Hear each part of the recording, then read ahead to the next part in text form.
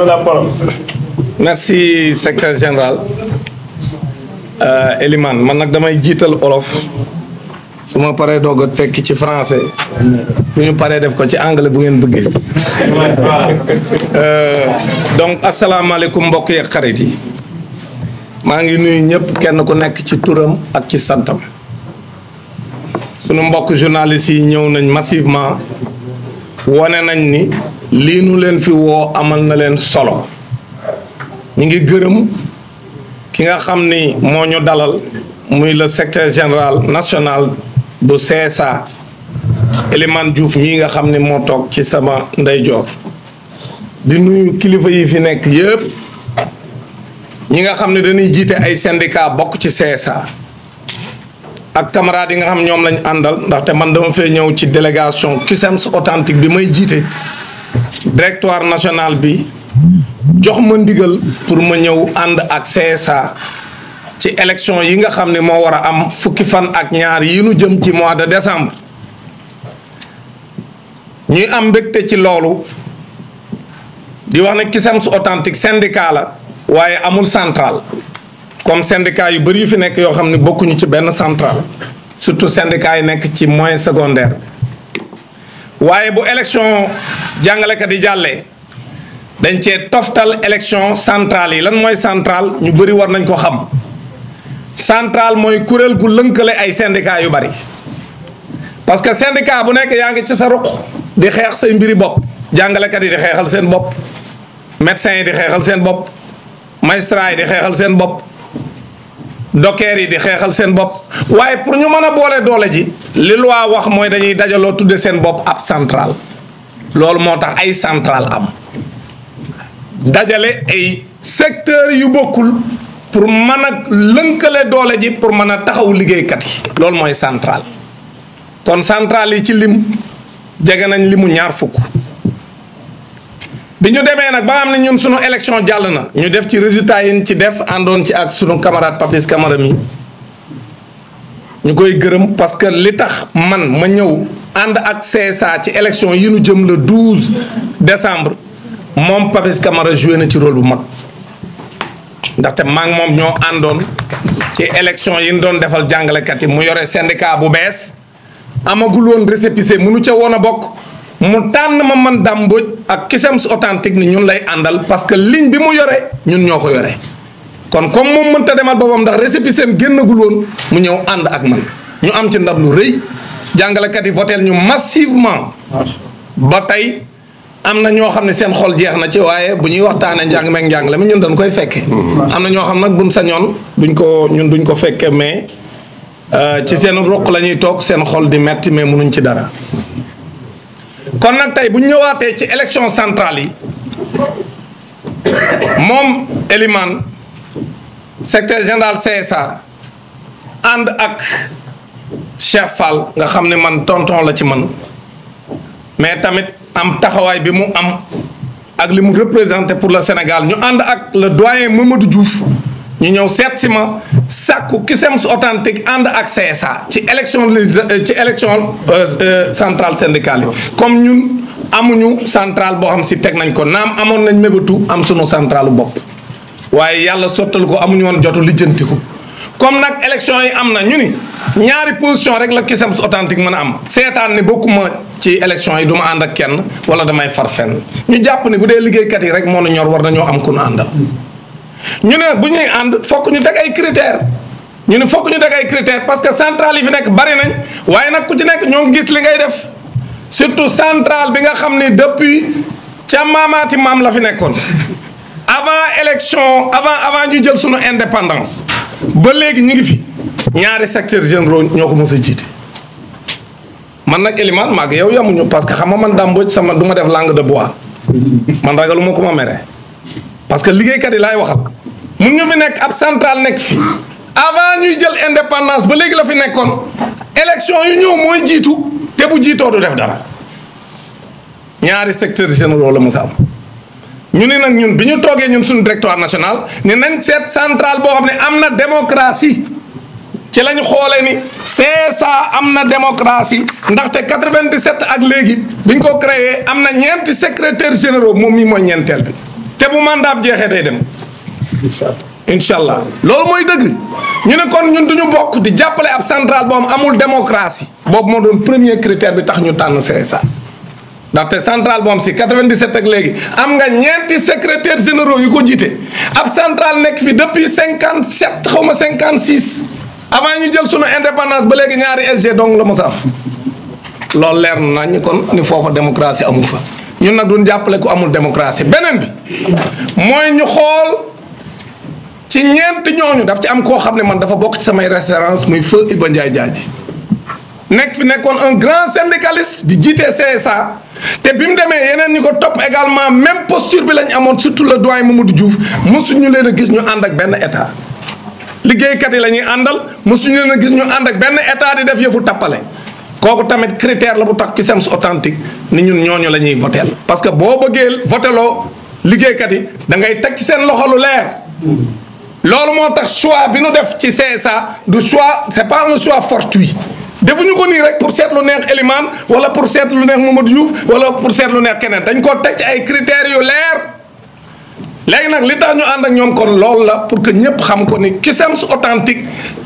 CSA lay àndal ci élection yi nu jëm fukki fan ak ñaar ci weeru décembre pour mën a mobiliser liggéeykat yi ci boor bu ñu mën a féete ñu voteel CSA massivement ñu jël la première place pour taxawu liggéeykat yi parce que liggéeykat yi sonn nañ tey boo jëlee ñi nga xam ñoom ñoo nekk ci secteur bu mën a doon parce que élection yi du jàngalekat yi kese képp kuy liggéeykatu public wala privé boo xam ne sa entreprise respecté na règle yi nga xam ne si moom la code du travail wax da ngay bokk ci élection yi moo tax ay jàngalekat dañuy voté journaliste dañuy voté dockers yi dañuy voté médecins yi dañuy voté ñëpp gardien dañuy voté sécurité agent sécurité dañuy voté ñi liggéey ci hydrocarbures yi dañuy voté ñi liggéey ci banques yi dañuy voté ak assurance yi donc ñun ñëpp ñooy voté parce que élection bi élection wu liggéeykat yi la maintenant nag ñun li ñu bëgg a waxal liggéeykat yi mooy li tax ñun ñu tànn CSA mooy dañoo xam ne sonn ngeen centrale yi nga xam ne ñoo fi nekk ku ci nekk xam nañ kan mooy sa taxawaay te centrale bi raw day gën a am doole devant le gouvernement kon bu ñu fexee ba CSA raw dina tax li leen metti boobu ba léegi te amuñ ci ay saafara ñu wut ci ay saafara loolu moo tax ñu bëgg liggéeykatu Sénégal yi bii yoon nañ daan tànne nañ ko xoolaat am na centrale bu ñu fi mos a tànnal toujours di ko teg ci kanam te bañ ko fi dalee teg ci kanam ak léegi dara soppeeku kon nag nit booy def dara ay ati at depuis 1960 nga jël ab centrale di ko may doole nga dem ba ci biir gis ne centrale boobu demul da ngay soppi doxalin loolu moo tax Cusems authentique di demander liggéeykatu Sénégal yi yépp à commencer par jàngalekat yi ñu soppi doxalin ñu voter massivement pour CSA pour que ñu def ay réformes maanaam coppite yi nii xaar ñu mun ko def yan coppite la nii xaar coppite yi nii xaar mooy war nañoo soppi IPRES ak caisse de sécurité sociale ni muy doxee ak fonds national de retraite bu ko defee liggéeykat yépp ñu jox leen seen gëdd kooku CSA boole na ko ci ay objectif am pour que IPRES ak caisse de sécurité sociale ak fonds national de retraite ñu boole ko retraite de manière générale ba benn liggéeykat dootul retraité di fayee ko fukki junni wala fukki junni ak ñaar loolu bokk na ci objectif yi CSA am te dañ koy accompagner ñun Cusems authentique pour ñu dem dans ce sens kon loolu rek war na tax liggéeykat yi voteel CSA beneen réforme bi ñuy xaar mooy le code du travail ñu soppi ko code du travail daf ci bëri ay mbir yoo xam ni mi ngi ci fukki raison yi tax ñu war a voteel CSA wax na ko mu leer nañ ni code du travail daf ci am ay mbir yoo xam ne day yàqal liggéeykat yi kon jot na pour ñu soppi ko parce que tey liggéeykat yu bëri ñu ngi leen di noot ci entreprise yi di leen jaay doole le ministère du travail di seetaan ñuy jaay doole ay liggéeykat barki Dembo Ndiaye la recevoir waa Ciment du Sahel te maa ngi ciy profiter pour lancer leen encore un appel waa Ciment du Sahel Ciment du Sahel nekk la première cimenterie bu ëpp doole parce que même Sococim Ciment du Sahel la ko ëpp doole Sénégalais bëri xamuñu ko Sococim ma ko fi jiitu mais Ciment du Sahel lim mën a produire par jour ci tonne ciment Sococim mënul genn wàll gi ñu bëri xamuñu ko mais liggéeykatu Sococim ñoo ëppale ay salaire foofu ay salaire waa Ciment du Sahel bu leen kenn puus ci ngeen di voter beneen centrale boo am si jéemul dara ci seen i jafe-jafe bañ ma seetsee comme ni ma entreprise yu bëri seetsee nee naa leen léegi nag li ma bëgg ngeen def ko mooy ngeen am fulla yéen liggéeykat yi syndicaliste bu fi bëgg taxaw bëgg leen voteloo ci centrale boo xam si bu ñu leen di noot day seetaan bu leen ko nangu votel leen massivement CSA xamu leen ma ci ay caaxaan ñu ànd ak waa CSA incha allah ñu andi ay saafara ci seen i jafe-jafe loolu moo tax loolu la ñuy woo yeneen liggéeykat yépp pour que code du travail ñu soppi ko parce que liggéeykat yu bari code du travail moo leen yàqal parce que dañuy ñëw code bi am ci ay dispositions yu ñu war a soppi wuñ ko ba tax liggéey ba patronat bi di leen noot léegi nag loolu dafa bokk ci objectif yi CSA am pour que ñu réformer ko teg ay dispositions yu leer yu tax liggéeykat yi ñu aar leen parce que aujourd'hui yéen ñëpp xam ngeen ni yéen ñi ne ci privé bi ay société d'intérim ñoo fi nekk maanaam ñoo xam ne ay courtier lañ da ngay jël sa entreprise ñëw Sénégal au lieu nga jël sénégalais yi directement nga jël ay moroomu sénégalais ñu def seen société tudde ko société d'intérim de car salaire bi maanaam de négocier ak yow salaire u 400000 ba noppi di fay sénégalais bi 60000 lii moo fi am nga andi sa entreprise yow investisseur au Sénégal ay sénégalais dem créer seen société d'intérim ne la léegi mën naa laa wutali ay liggéeykat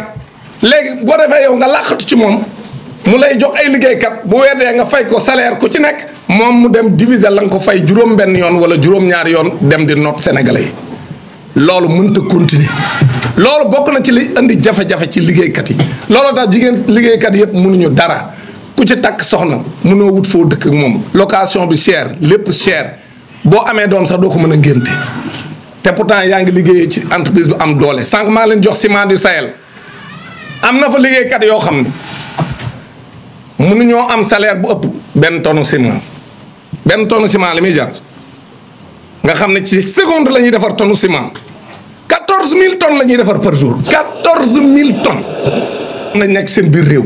kooku nag pour ñu soppi ko il faut ñu am centrale bu am taxawaay beneen bi mooy la retraite sénégalais yu bari ñu ngi retraité di liggéey am salaire u 400000 retraité mënoo am 70000 loolu moo am ci dëkk bi ñëpp a sonn liggéeykat yëpp a sonn ku ci nekk booy liggéey da ngay tij ngay dem retraite alors que bu dee tubaab la buy waajee retraite day kontaan xam ne léegi mu dem retraite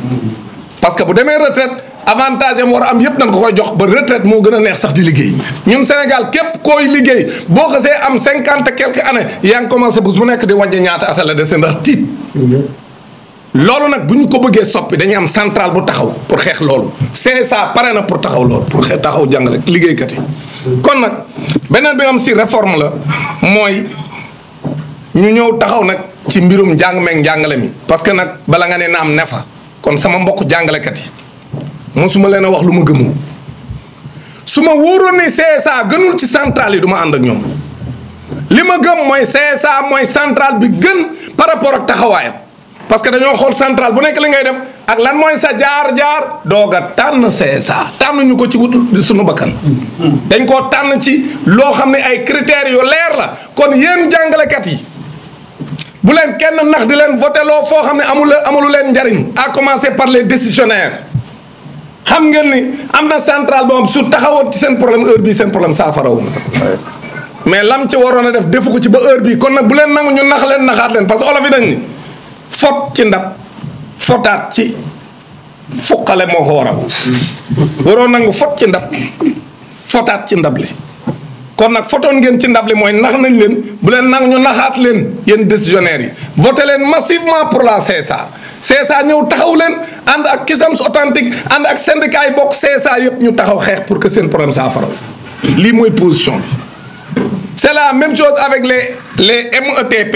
et les MEPS MEPS yi ñëwuñu mais waxtaan nañ ak ñoom d'accord nañ pour voter CSA parce que MEPS yi ñoom it boobu jafe-jafe lañ am seen représentant waroon na ñëw fekkee conférence de presse bi ñoom it ay professeur DPS lañ yoo xam ñu ngi leen di jaay doole def leen comme ay instituteur alors que du ñu ay instituteur parce que ñu ngi jàngale ci CM yi ak lycée yi kuy jàngale ci CM ak lycée doo instituteur tu es professeur état Sénégal nanguwu leen a jox seen statut bi ñu mérité du yoon c'est la même chose avec les METP METP yi moom ñoom amuñu ministre parce que Mariama Sarr mi nga xam mooy seen ministre actuellement mi ngi weraxle toog ci ruqam deful dindiwul xeexul àttewul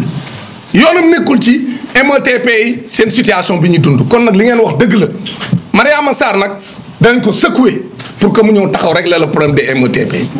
loolu moo tax yéen METP yi voté leen massivement pour la CSA ñu jël l'engagement que Mariama Sarr duñ ko bàyyi mu continuer toog ci ruqam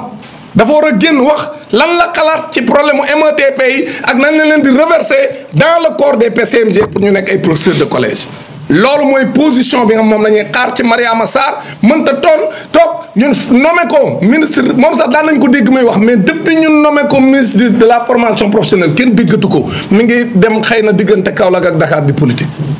ñun nag duñu d'accord loolu kon mun ñu nekk ñuy sacrifier carrière u jàngalekat yi. beneen bi nag mooy régularisation 5000 enseignants yi 5000 enseignants yi gis ngeen jafe-jafe yi ngeen am ñëw leen jàppale CSA. ngeen voté massivement pour la CSA taxaw ci seen i jafe-jafe comme ni ko SG waxee sànq ñu jël problème lenteur administrative yi nga xam moom ngeen di dund ak problème formation yi ngeen am ñu teg ko ci table pour ñu wut ci ay saafara. beneen bi nag mooy bi nga xam moom la liggéeykat yépp di xaar mais jàngalekat yi ñoo gën a nekk ci jafe-jafe boobu mooy li ñu tuddee l'équité salariale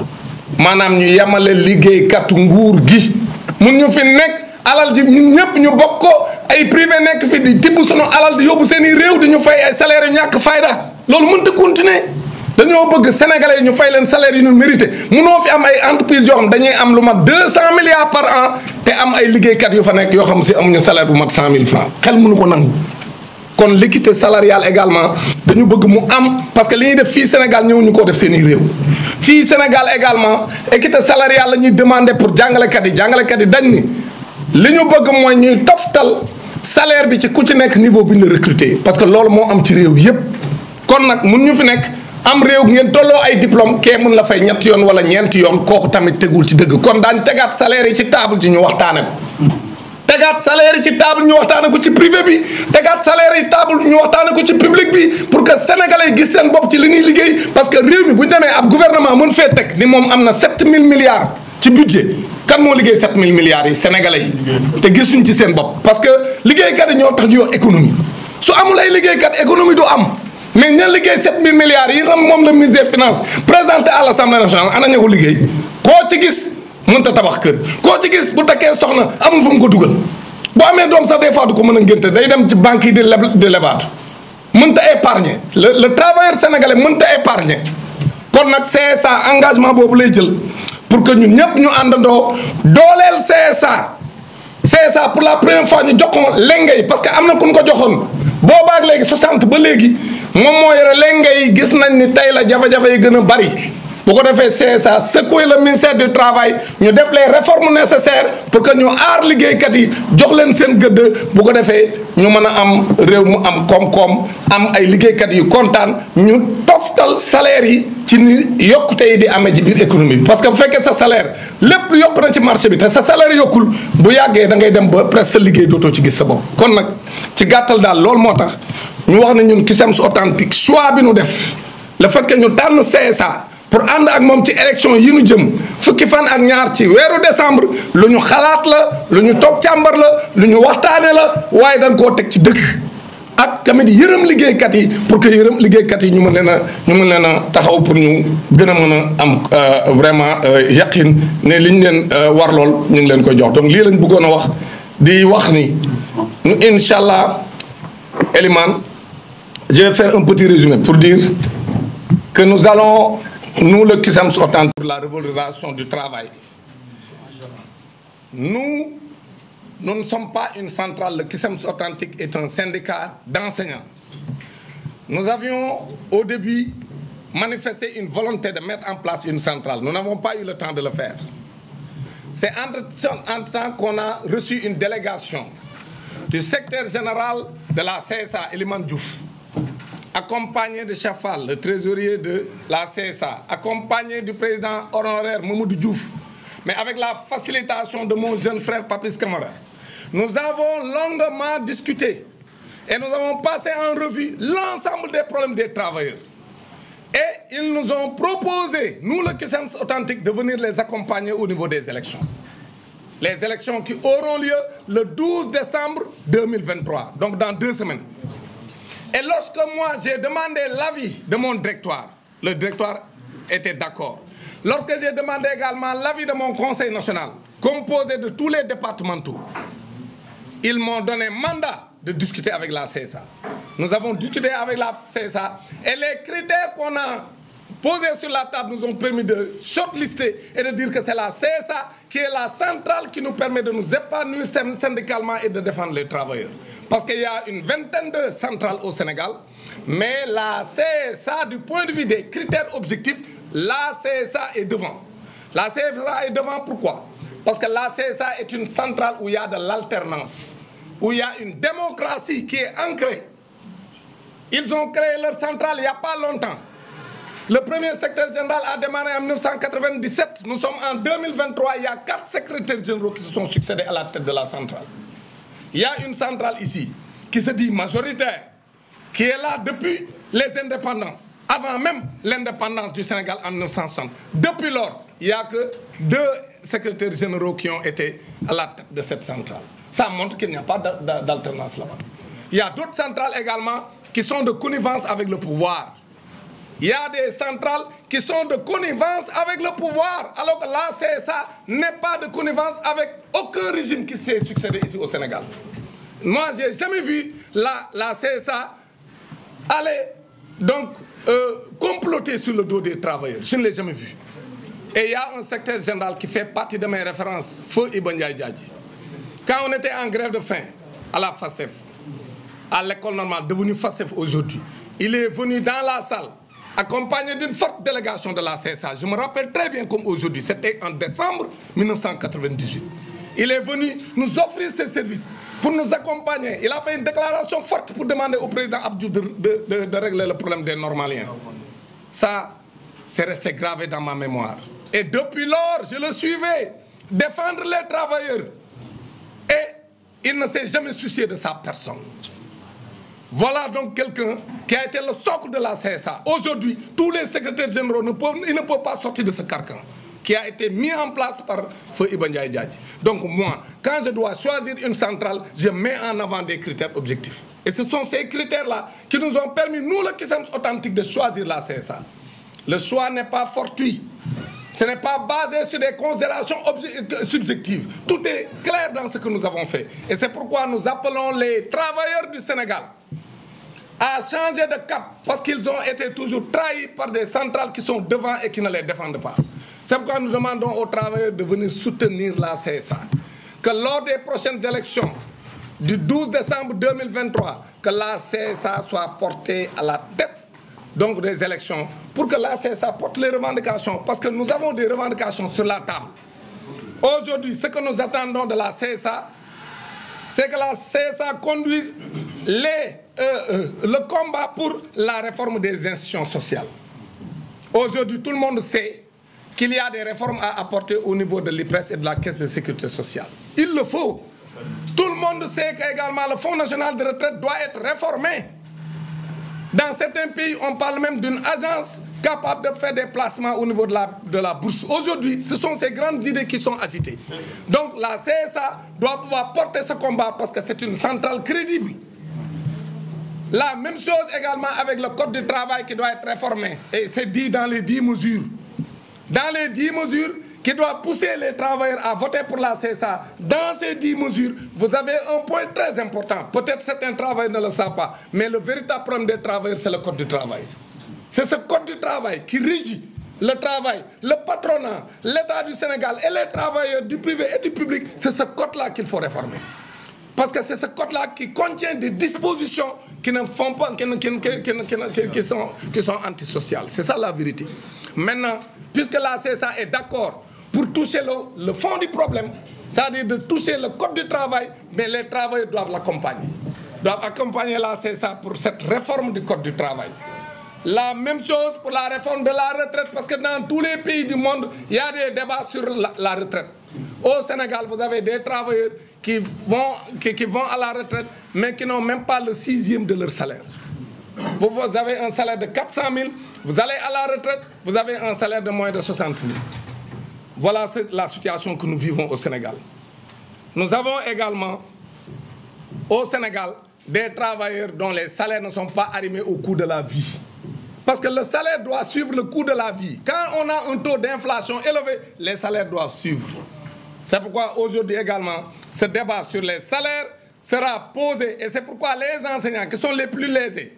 doivent soutenir la CSA et voter massivement pour la CSA. Nous avons des entités au sein des enseignants, par exemple les décisionnaires. Les décisionnaires souffrent.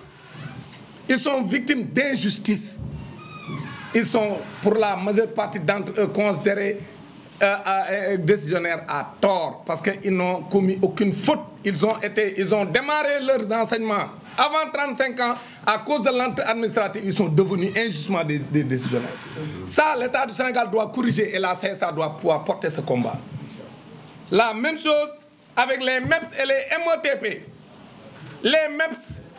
ont pris l'engagement à travers le secrétaire général hier. Il m'a confirmé que les MEPS vont voter massivement pour la CSA. Et ça, je les encourage à le faire parce que les MEPS sont des professeurs de lycée, mais qui sont considérés comme des instituteurs et ça, c'est inacceptable. La même chose avec les METP. Les METP également, ils sont là, représentés par le secrétaire général Sanfay, adjoint du camarade Djanka, qui m'a confirmé ce matin que les METP également vont soutenir la CSA. Parce que moi, ils m'ont soutenu. Les MEPS et les METP m'avaient soutenu lors des élections des enseignants.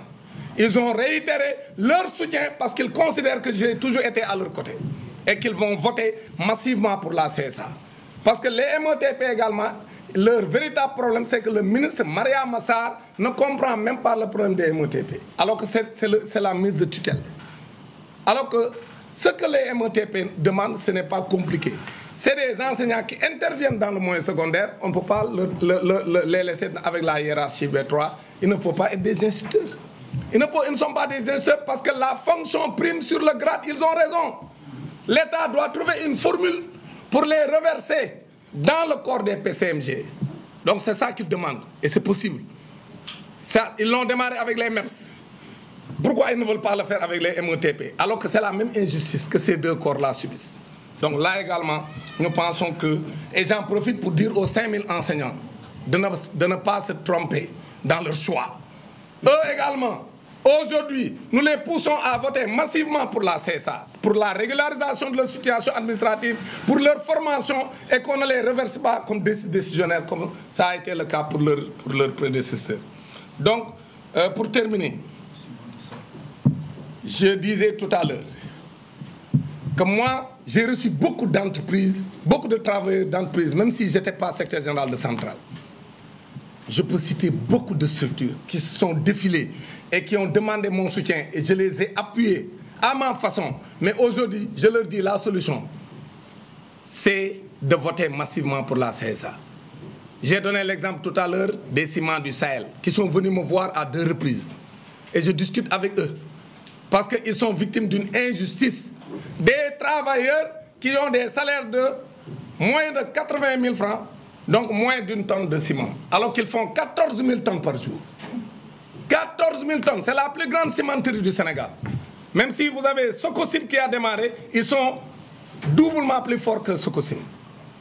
Et pourtant, les travailleurs de Socosim qui font un volume inférieur, ils ont des salaires qui font 4 fois, parfois 5 fois les salaires des ciments du Sahel. Sous l'œil complice du ministère du Travail. C'est ça la vérité. C'est pourquoi la CSA prend l'engagement que nous allons défendre les travailleurs, mais poser le débat avec le ministre du Travail pour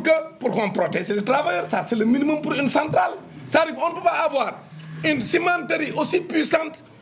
C'est la même chose pour les autres entreprises où on exploite des Sénégalais.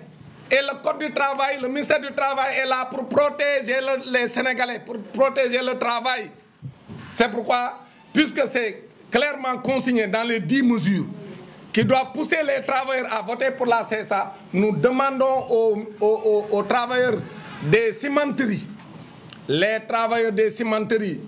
nous vous lançons un appel. N'écoutez pas ceux qui vous poussent à voter dans le même sens depuis plus de 50 ans. Et il n'y a aucune évolution. Changez de paradigme, changez d'option, votez pour la CSA et la CSA va prendre ses responsabilités et ensemble, toutes les organisations membres de la CSA et le partenariat que nous avons avec le Cusems authentique, nous allons défendre les travailleurs et vous ne serez pas déçus parce que comme je vous l'ai dit tout à l'heure, la CSA est une organisation démocratique. En l'espace de moins de 30 ans, ils ont mis 4 secrétaires généraux à la tête de leur organisation. Il y a des centrales qui sont là depuis plus de 60 ans. Ils n'ont que 2 secrétaires généraux. Il n'y a aucune alternance. Ça, c'est un critère important. La CSA également n'a jamais fait dans la compromission. On n'a jamais vu la CSA comploter sur le dos des travailleurs, c'est-à-dire être de connivence avec un gouvernement. Les gouvernements socialistes qui se sont succédés, les gouvernements libéraux qui se sont succédés, aujourd'hui le gouvernement du président Macky Sall, et je sais que même le prochain gouvernement, la CSA va garder sa ligne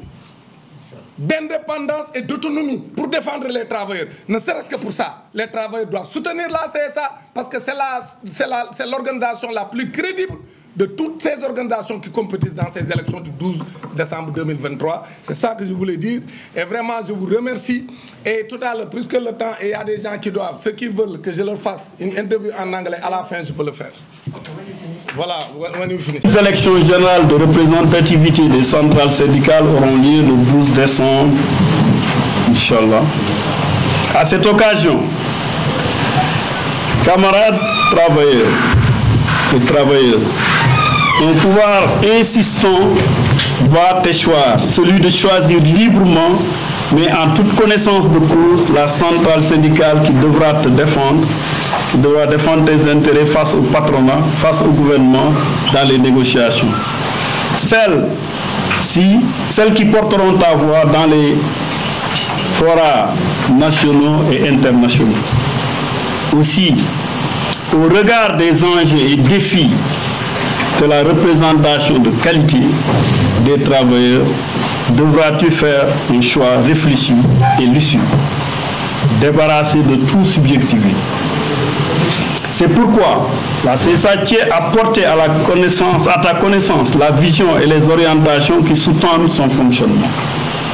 pour accomplir sa mission au service des couches laborieuses de notre pays. De sa création à nos jours, la CSA a fait l'option d'un syndicalisme qui ne vise pas la promotion personnelle, mais plutôt la défense conséquente de l'emploi, du pouvoir d'achat, des retraites décentes, des libertés démocratiques fondamentales, dont la liberté syndicale que nous tenons tant à défendre. En somme, la préservation et la promotion des droits économiques, sociaux, professionnels et culturels des travailleurs et travailleuses, qu'ils soient du public, du privé ou de l'économie informelle, parce que c'est aussi des travailleurs. C'est la raison pour laquelle notre démarche a toujours été et demeure fondée sur l'éthique. Le fonctionnement démocratique, c'est le lieu de rappeler la limitation des mandats au poste de secrétaire général que la CSA a édicté depuis sa création. Et transparent de tous les mécanismes de prise de décision. En atteste l'acquisition d'une nouvelle bourse du travail pour la CSA sur fonds propres à Dakar, et c'est le lieu qui nous abrite aujourd'hui. C'est aussi dans cet esprit que depuis plus de 2 décennies, il a été retenu et appliqué rigoureusement le principe de l'alternance au sommet de la Confédération, afin de permettre aux jeunes et aux femmes de pouvoir accéder aux plus hautes responsabilités dans notre organisation. En somme, la possibilité d'un renouvellement régulier des cadres de direction en vue d'un souffle nouveau et salvateur pour notre confédération demeure dans nos valeurs. Comme tu peux le constater, chers électeurs et chers camarades travailleurs, et le vérifier, la vision et les démarches syndicales de la CSA sont aux antipodes de l'affairisme syndical, de la ruée vers les prébendes et de la démagogie populiste, propre à des dirigeants syndicaux qui, en cagoule ou à visage découvert, ont tourné le dos aux intérêts des masses laborieuses. Aussi, le moment est venu, l'heure de vérité dans l'isoloir, la CSA souhaite une décision finale que tu auras à prendre vient de renforcer les valeurs qu'il incarne depuis sa création. Un syndicalisme démocratique réellement autonome, critique mais constructif, exclusivement au service des travailleurs de notre pays et du monde. De façon spécifique, la CSA réitère son engagement aux côtés des enseignants qui, pour une pour exiger du gouvernement la signature sans délai du décret 74-374 du 12 avril 1974 rétablissant la carrière des décisionnaires. Je pense que le camarade y reviendra tout à l'heure dans sa déclaration. Il y a aussi la lancinante question des lenteurs et lourdeurs administratives allant de la production des actes administratifs par la fonction publique au paiement des différents rappels par la sorte et des enseignants en prison. La mise en œuvre effective de la fonction publique locale. J'ai cité ça comme exemple, mais nous sommes revenus largement sur l'ensemble des questions spécifiques dans nos différents documents, que sont les 10 raisons pour voter CSA et les nombreuses allocutions sur lesquelles nous sommes intervenus. Voter CSA, c'est voter juste, c'est voter utile. En avant pour une victoire au bénéfice des travailleuses et travailleurs. Merci beaucoup de votre aimable attention. Wolof ñetteelu élection générale de représentativité yi nga xam ne ci la ñuy natte confédération syndicale yi nekk Sénégal ñan ñoo ci am 10% pour mën a toogal liggéeykat yi mu ngi am le 12 décembre. Loolu daf ñuy may liggéeykat yi pouvoir maanaam mu tànn ñi nga xam ne yaakaar naa ne mën nañ ko toogal foofu. mën nañ ko toogal devant le patronat, mën nañ ko toogal ci kanamu gouvernement bi, mais mën nañ ko représenter aussi ci négociation yëpp yu am. mën nañ aussi tànn ñoo xam ne ci biir Sénégal ak ci biti Sénégal bu waree yëkkati kàddu Sénégal ñooñu ñoo lay waxal. ñu jàpp ne loolu lu am solo la ci Sénégal naam ñu ci bëri dañuy dégg Sénégal la ñuy dégg rek mais duñu xam réellement li ñuy liggéey. Donc ku la war a saytul ces revendications war la négocier naam syndicat de base yi am nañ négociation yoo xam ne ñoo koy defal seen bopp ci seen biir entreprise ak seen service mais li nga xam ne moo tënk ñëpp centrale yi ñoo koy négocier. Donc doole jooju nag koo koy jox war nga ko tànn seppi ko seetaat ko pour que bu demee toog di la waxal sans mu dugal ci li ci bokk. loolu moo tax la c'est ça di wane ne ci biir vision ak orientation ak fonctionnement lépp lu muy dox ci intérêt liggéeykat yi la koy def ak intérêt suñu réew muy Sénégal. biñ ko sosee ba léegi ci biir forme syndicalisme bu ñu def yaakaar naa ne liñ jiital mooy liggéeykat liñ jiital mooy intérêt général population Sénégal. loolu mooy wane at yi ñu dox yëpp lépp luñ ciy dox lépp lu ñuy àddu dañ ciy sóoraale nan la ñuy saxale liberté démocratique ci suñu Sénégal maanaam nit ñi am sañ-sañu wax la ñuy xalaat am sañ-sañu aussi défendre seen position et yaakaar naa ne loolu c'est ça yàgg na nan la ñuy def aussi pour que ñu yéwénal économie réew mi nan la ñuy war a def ba social bokk ci décision yi nga xam ne gouvernement Sénégal daf koy jël yaakaar naa ne loolu aussi bokk na ci li tax CSA taxaw ci côté liggéeykat yi nekk na ci fonction publique ci liggéeykat yi nekk ci côté privé mais également liggéeykat yi nga xam ne ñu ngi ci secteur informel te nekk ay liggéeykat de tous les jours. ñu jàpp également que éthique boobu ak fonctionnement démocratique boobu nga xam ne CSA ñu saxal na ko bokk na ci ñu ne CSA ki koy jiite warul toog lu ëpp ñaari mandat de 5 ans te bàyyiwul keneen jël te loolu fi ñu ko lal mooy permettre ndaw ñi nga xam ne ak expertise bi nga xam ne dañ koy former pour mën a jël relève pour que liggéeykat yi ñu mën leen a continuer défendre ci nañ ko gisee parce que day fekk léeg-léeg yow boo bëggee défendre ñoo xam ne seeni at différence bi bëri na léeg-léeg seeni soxla ak seeni préoccupation du bokk ak seen préoccupation loolu moo tax c'est ça jiital donc principe boobu ak orientation boobu.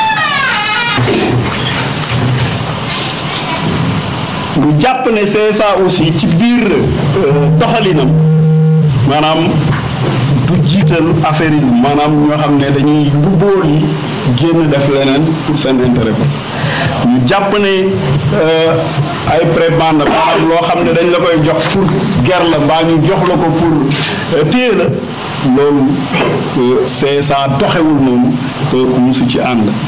génn aussi di yuuxu loo xam ne nii gëmoo ko te boo génnee def leneen loolu CSA daf ko dàq ci ay dirigeants ci fonctionnement ñu jàpp également que élection yi képp kuy liggéeykat nga syndiqué wu nga bañ a syndiqué boo nekkee ci liste électorale yi nekk ci bureau de ci ñu dugal la ci liste yi am nga droit wu voté et yaakaar nañ ne boo nekkee ci isoloir bi di nga xalaat CSA pour que ñu jox ndam pour que CSA mën a jëmmal li nga xam ne nii moom la ñu fi wax muy syndicalisme démocratique. ci wàllu spécificité yi maanaam quelques points yu ñu bëggoon a jukki xëy na te jukki nañ ko ci suñu 10 raisons yi jukki nañ ko ci suñu communication yi jukki nañ ko ci suñu campagne ñu jàpp ci rek mooy CSA dafa jël engagement accompagner le secteur de l'éducation plus particulièrement les travailleurs yi ñu wooye ay décisionnaires pour que décret bi leen di régir nga xam ne waxtaan am na ci ñu mën ko jëmmal pour que liggéeykat yi bénéficier ci ni mu gën a gaawe ñu jàpp également que li ñuy tuddee ay lenteur administrative maanaam kayit yu war a produire pour que ñu defal ay nit acte pour ñu avancer mbaa ñu changer seen solde ci biir fonction publique loolu aussi jël na engagement ne dañ ci gën a taxawal accompagner camarade liggéeykat pour fonction publique plus particulièrement enseignant fonction publique locale aussi nekk na une réalité au Sénégal mais li ci am solo ba am ci solo mooy revalorisation bi ñu war a def ci yokk seen ay payoor wuta leen ay classement ñu tolloo ak seen dayoo yaakaar naa ne loolu aussi taxaw nañ pour gunge ci liggéeykat yooyu pour ñu jeexal voté CSA nag moom la ñuy demandé pour que ñu gën a taxawal dëgg gën a taxawal justice ci biir Sénégal maa ngi leen di gërëm di leen sant merci beaucoup. Monsieur le secrétaire général, bonjour chers secrétaires généraux et représentants des différentes chapelles syndicales. Bonjour à mon secrétaire général national, M. Pape Abdoulaye Kamara du PAPIS. Je suis Amadou Kamara Diène, secrétaire général de l'ORS, organisation pour le renouveau syndical, dirigé par M. Papis Kamara qui est à ma droite, qui nous a fait l'honneur de quitter Louga pour venir assister à cette conférence. L'ORS est un membre de la CSA,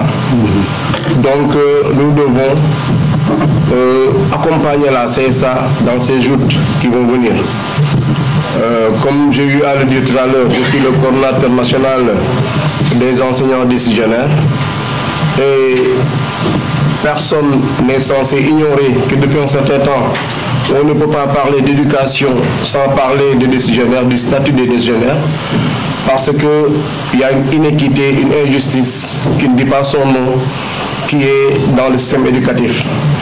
Et cette injustice date depuis une circulaire paraphée par le feu président de la République, M. Léopold Sédar Senghor, et ça date de 1967. Et vous me direz que depuis 1967, on a eu des syndicats, on a eu des centrales, et ce problème demeure latent. Cela veut dire quoi? Cela veut dire qu'il est grand temps que les syndicats, surtout les centrales, prennent à bras le corps ce problème des décisionnaires. Il y a eu des frémissements parce que il y a quelque temps, on a entendu le ministre de la fonction publique dire que d'ici quelques jours, le décret qui devait changer le statut des décisionnaires va être paraphé, va être présenté au Conseil des ministres. Mais le décret aussi cache quelques inquiétudes parce que le décret va concerner les décisionnaires, ce que j'appellerais les décisionnaires de fait. À côté, il y a ceux qui ont été lésés à cause des lenteurs et lourdeurs administratives. Ceux-là, on les appelle les reclassés à tort. Ceux-là ne sont pas pris en compte par le décret. Donc pour cela, il faut une disposition transitoire. C'est la loi 2006-392 qui doit régler le problème des reclassés à tort, et cette loi-là repose sur la 6245 de 1962. Toutes ces lois-là doivent être revisitées pour changer carrément le statut des décisionnaires. Et pour cela, nous avons besoin, en plus des syndicats, d'une centrale forte qui puisse porter à elle seule ce combat-là. Parce que les syndicats d'enseignants ont fait des pieds et des mains, mais devant leur incapacité à plier, à forcer le gouvernement à aller dans le sens de résoudre carrément ce problème-là, on est en train de faire du surplace. Un pas en avant, deux pas en arrière. Maintenant, si la centrale, une centrale forte comme la CSA porte ce combat-là, elle pourra paralyser la vie économique, elle pourra paralyser le système, et en laps de temps, ce problème des décisionnaires sera derrière nous. Donc c'est pourquoi j'appelle tous les enseignants décisionnaires à continuer de me suivre comme ils l'ont toujours fait, à continuer de me soutenir comme ils l'ont toujours fait, car je ne les entraînerai jamais dans une situation qui va davantage les embourber. Donc j'appelle tous les enseignants décisionnaires à venir massivement voter pour la CSA pour que demain, Inch'Allah, le problème des décisionnaires soit dans les mains de l'oubli. Donc voilà l'appel que je voulais faire. Et je remercie tous les enseignants de quelque bord qu'ils puissent être. Et je leur demande de croire en nous et de voter pour la CSA. Je vous remercie. Amadou Diène, secrétaire général départemental de l'ORS, Organisation du Renouveau Syndical. Bon nga xamantene CSA la bokk organisation boobu ki ko jiite muy Pape Abdoulaye Kamal di Papis mu ngi nii sama ndeyjoor jóge Louga ñëw fekk ces conférence de presse bi nga xamante ne ñu ngi koy am fii si CSA muy nuyu camarade secrétaire général national de la CSA monsieur Elimane Diouf de nuyu mon ami frère monsieur Dambot muy le secrétaire général du CUSEMS Authentique ak ñëpp ñu moo àndal de nuyu tous les secrétaires généraux ñi nga xamante ne ñëw nañ bokk ak CSA combat bi di wax ne boo gisee ñu teew fi tey dañ fi am ñaari taxawaay bu njëkk bi mooy en tant que syndicaliste ba sa topp mooy en tant que coordonnateur national des enseignants décisionnaires yooyu sax ñoo gën a tax tey ma jóg ndax boobu ba léegi ñu ngi si di xeex boobu ba léegi ñu ngi si di daw ndax li nga xamante ne moo am si njàngale mi ñëpp xam nañ ni dafa am kumba am ndey ak kumba amul ndey ndax wax nañ ko ba tàyyi ay jàngalekat yoo xamante ne ñoo bokk fu ñu leen recruter ñoo bokk fu ñu leen di former ñoo bokk lu ñuy liggéey si classe yi mais bu desee loolu ñoo war a avancer nga ne yow mi jëlee ascenseur bi yow mi stop jëlee escalier bi muy bodd ko boo xamante ne bu ba léegi mu ngi fi dafa yàgg nag ndax mu ngi depuis 1967 le président Senghor am benn kayit bu mu xaatima bu ndaw boo xamante ñu koy tuddee circulaire du arrêté du décret du dara loolu la ñuy téye boobu ba léegi tekk si ndordu décisionnaire yi boo xësee ba am 35 ans rek fi ne la yow kat dépassé na 35 ans dañ lay considéré comme décisionnaire donc ak yenn fi nga xamante ne say nawle yi ngay bokkal liggéey ñu ngi koy am yow mënoo ko am muy mbir mu metti ñu koy dund ay ati at fan si gannaaw dégg nañ monsieur le ministre de la fonction publique mu ne fex fan yu néew décret bi dinañ ko signé mais décret boobu buñ ko xoolee am na loo xamante ne dafay sooxe si biir ndax décret bi dafa jël ñëpp rek boole leen si benn moule ça veut dire daal képp kuy décisionnaire rek foofu la lay dugal te décisionnaire am na ña nga xamante ne ñoom waruñu woon nekk décisionnaire ndax ñoom dañ leen di tuddee les reclassés à tort bi ñuy nekk si système bi xaaj yi ñu bay am fanweer ak juróom donc ñooñu bu ñu yaakaar si décret bi rek seen mbir dama sa sotti moo tax ñuy laaj pour centrale yi porter combat bi ñu am disposition transitoire boo xamante ni amoon na lu ñu si jotoon def si décret 2006 392 boo xamante ne moom moo taxoon ñu ne képp ka nga xamante ne amoon nga diplôme avant 35 ans fekk ñu lenteur yi wala yéexaayu kayit yi taxee nga weesu 35 ans dañ lay delloo si jox la sa àq ak sa yelleef mais boobu léegi dafa mel ni syndicat yi dañ si lompoñ syndicat yi dañ si tële léegi nag dañuy jéem a xool lu ëpp syndicat yi dayoo muy centrale yi te centrale mel ni CSA ñu gis que ni mu taxawee si côté travailleurs yi yaakaar nañ ne bu ñu bokkee ñun ñëpp ànd ak moom yaakaar na ne benn bés rek mun na tënk gouvernement bi ba li nga xamante ne problème décisionnaire ñu muy doon lu ñuy fàtte donc loolu moo tax may woo bépp jàngalekat rawatina décisionnaire ñoom ñi nga xamante ne tey ñoo fexe tey ba teg ma fi ma nekk ñoom ñi nga xamante ne ñoo tax mooy ànd ak ñoom di daw suba ngoon ma leen di ñaan niñ ma bëggoon boobu ba léegi li ñu nekkoon sama boor boobu léegi ñu continuer ànd ak man si xeex bi ndax fi nga xamante ne foofu laa leen dugal du dox foo xam ne dañ koy rëccu donc maa leen di ñaan ñoom ñëpp ñu boole seen i doole ànd ak waa CSA pour que ëllëg bu CSA nekkee la première centrale du Sénégal affaire décisionnaire yi benn fan incha allah mënuñ ko lijjanti mu féete boor loolu laa noonu dama koy appel mooy lancé à tous les enseignants non fonctionnaires di leen gërëm di leen sant salaamaaleykum wa rahmatullah. Merci camarade Camara. Ñu jox kàddu gi le camarade Faye.